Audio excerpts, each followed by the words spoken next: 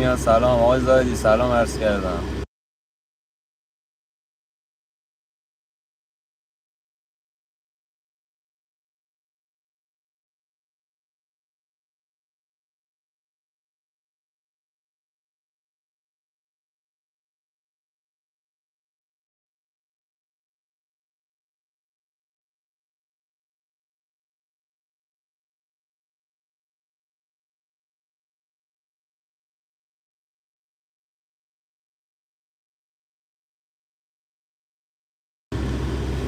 صدا رو قطع کردم. آقای یوسف سلام. صدا رو قطع کردم. این ماشین روشن، یه ذره کولر زدم تا بچه‌ها بیان، یه ذره خنک شه چون اینجا خیلی گرمه.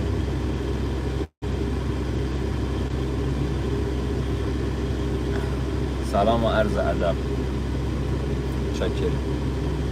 آره میخوایم شاهنامه رو ادامه بدیم حالا تا یه ذره بعد بیان. عمر ملک شاه سلام. امشب یه ذره زودتر استارت زدم، از اون برم زودتر دوباره استارت میزنم برای لایو خودمون. زودتر استارت زدم که شاهنامه رو بگم. حالا چون گروه هم دیگه نداریم یه ذره الان سخت شده دیگه، نمیتونیم به بچه‌ها اطلاع بدیم که زودتر لایو گذاشتیم. حالا اونش هم زیاد مهم نیست. حالا به زودی یه چنل تلگرام میزنم که فقط خودم بتونم پیام بدم، حالا اگه چیزی باشه خودم بفرستم.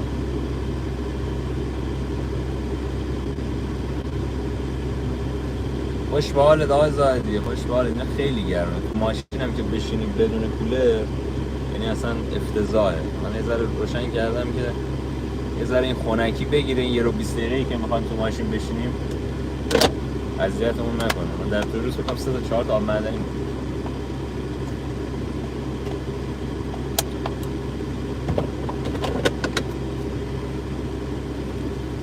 سلامتی. آره خب من یه دور این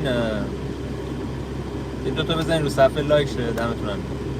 من یه دور این داستان رو براتون تعریف میکنم، خلاصه شده و خیلی مختصر رو براتون تعریف میکنم و بیایم جلو.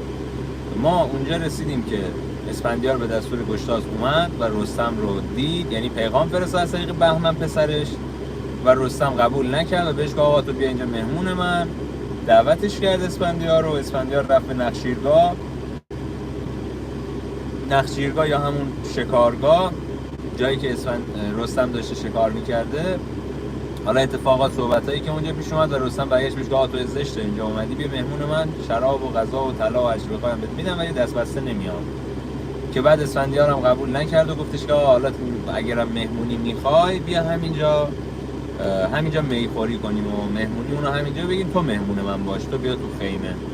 که رستم هم یا قبول میکنین دعوت اسفندیار رو و میگه بذارم برم لباس عوض کنم، چون یه هفته‌ای هست دیگه توی شکارگاه هم، بذار برم لباس عوض کنم. لباس عوض کردم میام. تا اینجا قضیه رو ما دیده بودیم، یعنی شنیده بودیم، با هم دیگه رفتیم جلو. الان رستم رفته خونه، یعنی توی زابلستان رفته و اسفندیار هم همونجا بغل رودخونه منتظر رستم، منتظر خبر اسفندیاره. قرار شد که رستم بره و اسفندیار هر وقت خواست غذا بخوره یه نفر رو بفرسته دنبال رستم که دعوتش کنه به طور رسمی. و زال و بقیه پسرهای رستم اونجا نشستن دارن غذا میخورن و رستم خیلی گرسنه شه و میگه شما بخورید من غذا نمیخورم، من دعوتم. که خیلی از تایم غذا میگذره و رستم خودش بلند میشه بره ببینه ماجرای این بی احترامی و بی حرمتی که بهش شده و چرا دعوتش نکردن چیه. اسفندیار هم به خاطر این دعوتش نکرده بود که نمیخواست نمکگیرش بشه و اصلا میلی نداره که اینا با هم دیگه چی میگن رابطهشون خوب بشه. اون موقع پیش خودش اینجوری فکر، اون موقع نمیتونه بجنگه یا رستم رو شکست بده یا بکشه. به خاطر همین گفته بود تو بیا مهمون من و رستم هم که قبول کرده بود این مونده بود که پژیوندم برگشت بهش گفت تو کسی رو نفرست دنبالش، اگه اومد حالا یه کارش میکنیم، نیومدم دیگه حالا نیومد دیگه، ما که اینو میخوایم که نیاد. درسته؟ ما تا اینجا قضیه رو گفته بودیم. این قسمت شاید یه ذره کوتاه‌تر باشه نسبت به قسمت‌های دیگه. اگرم قسمت دیگه رو ندیدین بریم ببینین. صدا تصویر من دارین؟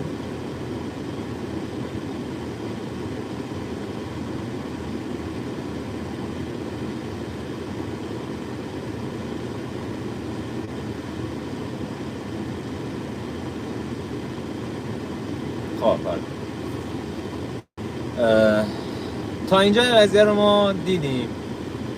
رستم هم حالا خودش از اینجا به بعد خاموش کنم. رستم هم حالا خودش تصمیم گرفته که بره پیش اسفندیار ببینه این ماجرای دعوت نکردن و این بی‌احترامی چیه. وقتی که اسفندیار داره غذا میخوره، رستم سر میرسه و میگه که آقا من این هم مدت اونجا منتظر شما بودم، این واقعا بی‌احترامی و توهینه، شما چرا نیومدی دنبال من، یا نشستی داری غذا میخوری و این خیلی توهین بزرگیه. از اون ور اسفندیار خب وقتی میبینه که رستم خیلی عصبی و ناراحته، خب توهین شده بهش دیگه. و رستم که کم کسی نیست. اسفندیار برمیگرده میگه آقا من دیدم خسته ای، دیدم توی جنگل بودی و داشتی شکار میکردی، الان دیگه حالت خستگی داری. گفتم دیگه نریم مزاحمت نشیم، حالا یه فرصت دیگه ای ما تو رو دعوت کنیم و در عوض من خودم فردا صبح میخواستم بیام ملاقاتت و تو رو ببینم رسما، ولی حالا دیگه من فکر می‌کردم خسته‌ای به خاطر همون نیومدم. رستم برمیگرده میگه که آقا یعنی چی این حرفا؟ خیلی ناراحت میشه از این حرفش و میگه که آقا یعنی چی این مسخره بازی؟ تو باید میفرستادی سراغ من و اصلا نمیپذیرم این داستان رو. چاکرم باید میفرستادی سراغ من و من نمیپذیرم این قضیه رو. که اسفندیار برمیگرده میگه آقا حالا رستم جان یه ذره عصبانی نباش، بیا کنار من بشین. من این نکته رو بهتون بگم، اسفندیار اصلا کلا توی مهمونی ها، دعوتی ها و جشن و سرور، کسی که صاحب مجلسه که سر مجلس میشینه، بالای مجلس به قولی میشینه و مهمانهای خیلی محترم و عالی رتبه در دست راست میشستن و حالا رعیت و رعایا و سطح پایینا در دست چپ میشستن. اسفندیار اینجا با تعارف به دست چپ خودش، یعنی بیا این ور بشین، سمت چپ من بشین، یعنی دیگه داره کم کم اون مرز بی احترامی رو هی میبره بالاتر. و وقتی هم که اینجوری میگه که آقا بفهم بشین حالا بیا چی بخور و اینا، این داستانا، سمت چپ خودش اشاره میکنه و این سمت چپ خودش اشاره کردن خودش یه موضوع بدتریه و رستم اونجا خیلی خیلی عصبانی میشه، میگه آقا من دوست ندارم اونجا بشینم، هر جایی دلم بخواد میشینم، تو اصلا مثل اینکه ادب مهمانداری نداری و اینا. اسفندیار میگه آقا باشه، یه صندلی بهش میدن، روبروی اسفندیار یه صندلی میذارن و اونم اونجا میشینه. باز هم اونجا اسفندیار برمیگرده به رستم میگه که آقا من بهت قول دادم دیگه، قول دادم تو اگه با من همکاری کنی بیای، من بهت قول میدم که تو رو آزاد میکنم و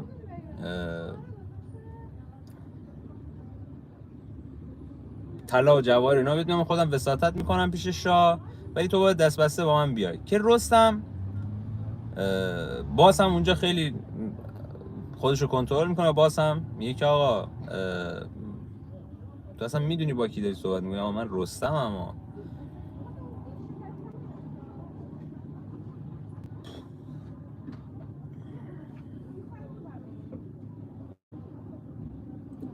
داشت برم میگه آقا من رستمم، تو اصلا میدونی من کیم؟ من کم کسی نیستم برای خودم، تو انتظار داری که من با این همه یال و کوپال، این همه پشتوانه دست و پامو ببندی منو ببری پیش پادشاه؟ گفتم که من خودم میام، ولی مثل این که نه، تو هوس جنگ داری، هوس نبرد داری، نگران نباش فردا هوس جنگ و نبرد داری. اسفندیار برمیگرده میگه که نه عزیز من، اصلا از این خبرها نیست، منم کم کسی نیستم، اگه تو رستمی منم از خاندان لهراسپم، از خاندان لهراسپ از پدری به فریدون میخوره اصل نسب ما، از مادری هم به فریدون میخوره، منم کم کسی نیستم. فکر نکن اینجا مثلا تو خانواده بزرگی هستی، نه شما خانواده بزرگی هم نیستی، اون زالم که تو میگی همه میدونن یه دیوزاده ای بوده. اصلا این توهین ها دیگه به مرز خودش میرسه دیگه، آره به نهایت خودش. برمیگرده اون زالی هم که تو میگی پسر سامه و تو نوه سام هستی و از پدری برمیگردی به هوشنگ، داداش من اون زالم به خاطر اینکه همه میدونیم دیوزاده است،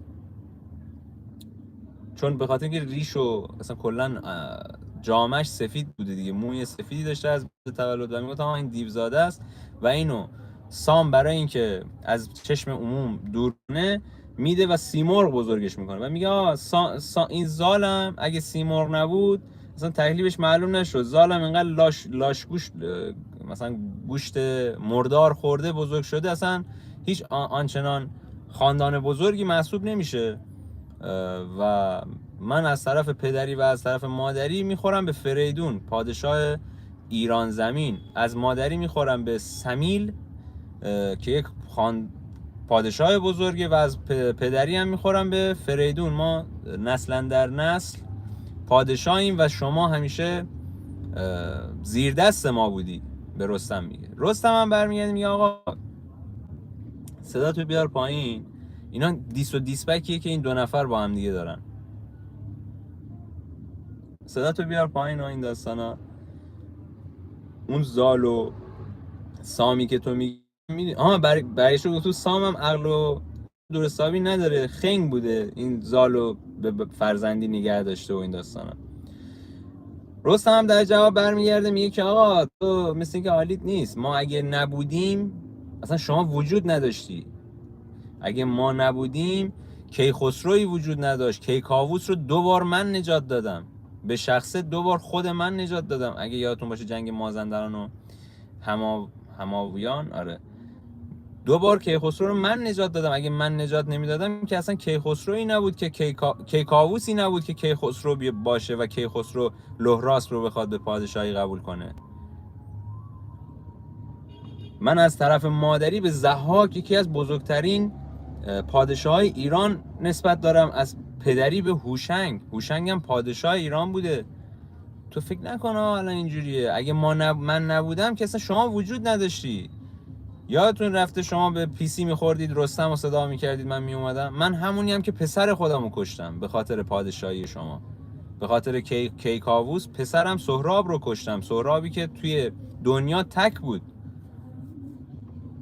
نه تو نه هیچ کسی دیگه ای هم نمیتونستن مثل سهراب باشن. من به خاطر پادشاهیتون پسرم. یعنی اینجا یه تناقض هایی توی حرفا بوده. میدونی 2 نفر میخوان کل کنن، نکات منفی رو نمیبینن، اون نکات مثبت رو میبینن. خب اینا هم داشتن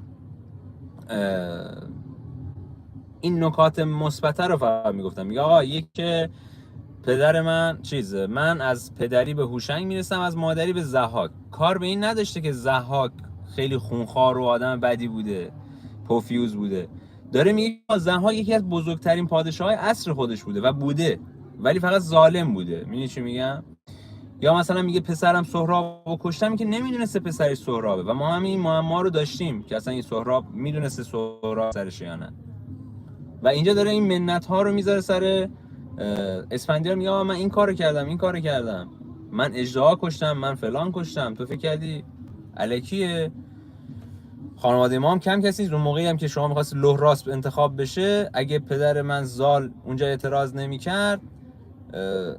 میکرد که نمیذاشیم شما الان بر ما قدقد کنی، ما اجازه دادیم شما پادشاه بشی، وگرنه اگه اینجوری بود که پادشاه نمیشدی. که دوباره اسفندیار دیسبک میکنه، دیسبک و اینا، دیس بازی میشه تا جایی که هر 2 نفر خیلی به شدت به هم دیگه بی‌احترامی میکنن و دوباره میگه که آقا تو پیری و تو سنی ازت گذشته و من نمیخوام آبرود بره، ولی اب نداره، من تو رو میگیرم، فردا با هم دیگه مبارزه میکنیم، من تو رو میگیرم، دست و پاتو میبندم، میبرمت پیش پادشاه گرشاسب، همونجا هم خودم ضامنت میشم، نجاتت میدم و تو رو برمیگردونم، طلا و اینا هم بهت میدم، ارج و قربت هم حفظ میشه، تو رو برمیگردونم به زابلستان. از یک دیدی بخوایم نگاه کنیم، اول به چشم یک دشمن نگاه میکنیم، یا باشه من فقط تو شکست میدم، دست و پاتو میبندم، میبرمت پیش گرشاسب، بعد اونجا خودم، اینجا دیگه به چشم یک دوست نگاه میکنه، حامی نگاه میکنه، یا اونجا دیگه خودم ضمانتتو میکنم، میگم که باید کاری نداشته باشه، بعد تو رو راهی میکنم بیای زابلستان. رستم هم از اون ور میگه که تو میخوای منو دستگیر کنی، تو میخوای دست و پای منو ببندی، تو مثل نمیدونی من کیم، متوجه هستی من کیم؟ من 500 سالمه. حالا توی شاهنامه سن خودشم رستم برای اولین بار اعلام میکنه توی اینجا داستان، یا من بیشتر از 500 سالمه و تو همین مونده تو بخوای منو دستگیر کنی فلان. که اینا میگن که باشه حالا بذار بیایم غذا بخوریم. خود چی میاد بازوشو میگیره، خب رو در روی هم دیگه وای میسن، اینجوری میگیره بازوی رستمو، به خاطر اینکه میخواد زور و بازی خودشو به رستم نشون بده. بلند میشه میاد میگه که رستم جان، آره تو شنیدم بازوت خیلی قویه، زور و بازوت خیلی قویه، ولی دیگه بسته، کهنه شدی دیگه، باید بیخیال این قضیه بشی. و داشته بازوی رستم فشار میداده. مثل این میمونه که ما دوتا رفیق یا مثلا دوتا دوست صمیمی میخوایم بگیم زورمون بیشتره، اینجوری میزنیم سر شونه هم دیگه فشار میدیم یا دست هم دیگه رو فشار میدیم. یه همچین حالتی اسفندیار میخواسته نشون میده، یه همچین حالتی داشته نشون میداده و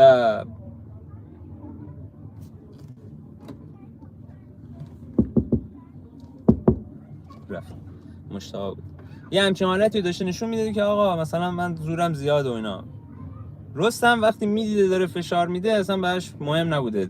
رستم هم با دست راست دست چپ اسفندیار رو میگیره، میگه آقا آره تو جوونی ها، شاید خیلی جوونی، شروع میکنه به فشار دادن که اسفندیار وقتی درد میگیره تو چهرهش معلوم میشه این درد چقدر دست رستم سنگین و قوی بوده. که اینا میگن آقا ولش کن آقا بیا غذا بخوریم، بیارید غذا بیارید. که میگه باشه غذا بخوریم بریم برای فردا مبارزه کنیم. توی زمان غذا خوردن هم دو تا اتفاق خیلی جالب میفته، اینا هم بگم که تمام بشه. بره ها رو که میارن همه متعجب میشن از غذا خوردن رستم، چون ما دیده بودیم که چجوری غذا میخوره و اشتهای ناپذیری داره رستم. شروع میکنه خوردن و اینا همه متعجب وا میمونن. اسفندیار میگه این چه عجب قولیه، این چرا اینجوری داره غذا میخوره، هی یه بره دو تا بره همه هم کامل میخوره. بعد میگه که آقا شراب بیارید برای رستم، شراب بیارید ببینیم آقا این شراب خوردنش هم مثل غذا خوردنشه یا نه. و توی خود ابیات شاهنامه به شراب زرد یا همون شراب سفید امروزی اشاره کردی که شراب سفید می آوردن و این داستانا، نه شراب قرمز. آره اون شراب رو می آوردن به خاطر اینکه اون موقع شراب خیلی غلیظ بوده و لردی داشته ته شراب، اونو از یه صافی رد میکردن و آب بهش اضافه میکردن تا یه ذره از غلظتش کم بشه تا بتونن نوش جام بکنن.